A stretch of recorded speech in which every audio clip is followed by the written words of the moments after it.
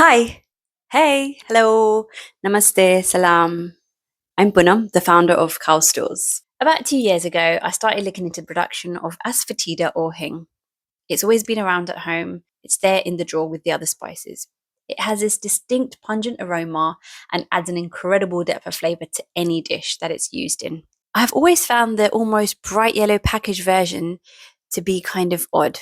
I always felt like I needed to add more. I just couldn't smell it or taste it.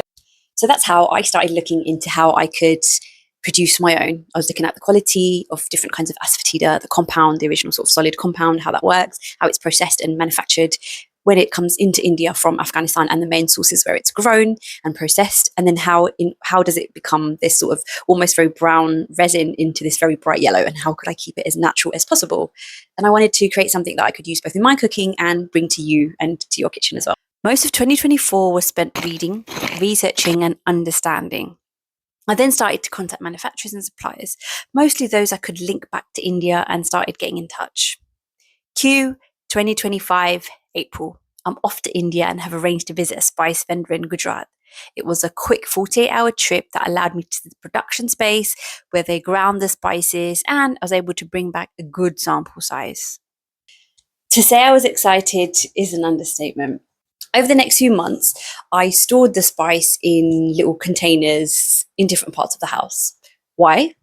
During my time in Gujarat, I learnt the reason why wheat flour and harder or turmeric is added to the asafoetida when it's a powder form, because essentially it's a gum, and so it is sticky. It can very easily hold moisture, and so you do need to add something to stabilize it and to sort of stop it from becoming a breeding ground for mites and spoiling.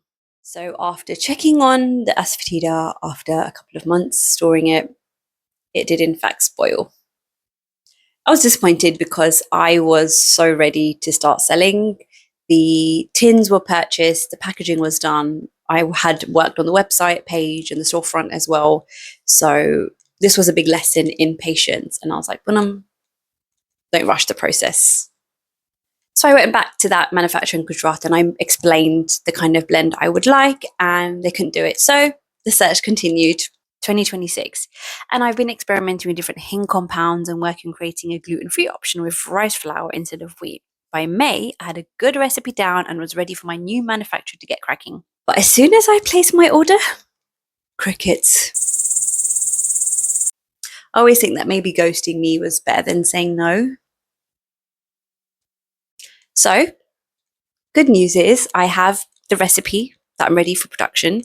I have the tins, the packaging, the storefront is good to go. We're ready on this side. But I'm actually off to India in October this year, and I am going to return with a production partner, and it's going to be out ready to go. So yeah, keep following on the journey of bringing the first Khao Stores Hing Asafoetida.